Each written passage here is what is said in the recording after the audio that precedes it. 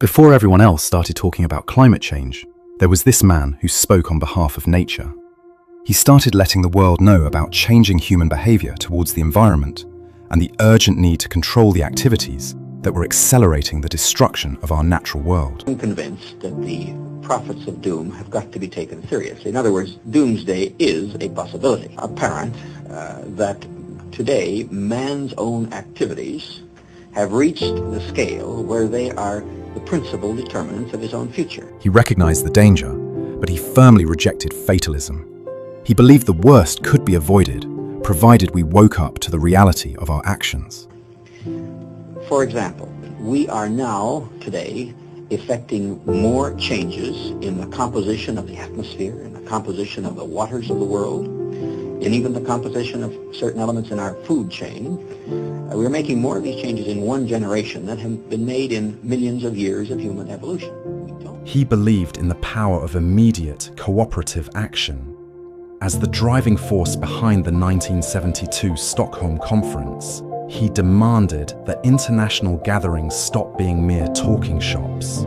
He knew that the survival of the planet was ultimately a test of human discipline. Right from the beginning, however, we have been determined, because of the fact that action in this field is absolutely indispensable to man's future, that governments at Stockholm would be given the maximum opportunity to take decisions which will lead to action. Now, whether we are pessimistic or optimistic depends really on what we think about the nature of man. Whether we really believe that man, in light of this evidence, is going to be wise enough and enlightened enough to subject himself to this kind of discipline and control. To Maurice, protecting the environment wasn't just about nature, it was fundamentally about human survival.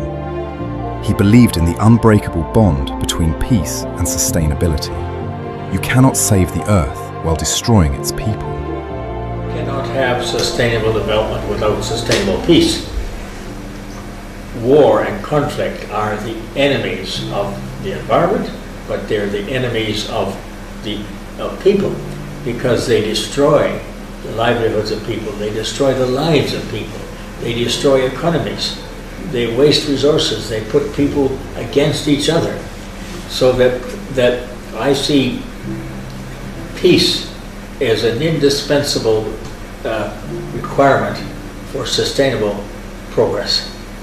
You cannot have sustainable progress if we are always, as we so often are, in a state of conflict with each other. Peace, I often look at it different. Peace with each other, peace with the earth, and peace with ourselves. So peace is a fundamental requirement of all humankind.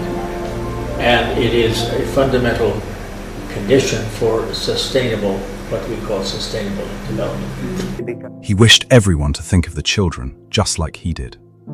He recognized the terrifying mathematics of our growth and begged us to change course before the damage became permanent. I have been working on these issues for many years, and they're still not resolved. And even though I am an old man now, if I can help a little bit, I'd like to try. I think everybody, how can I say to everybody that they must take this issue seriously?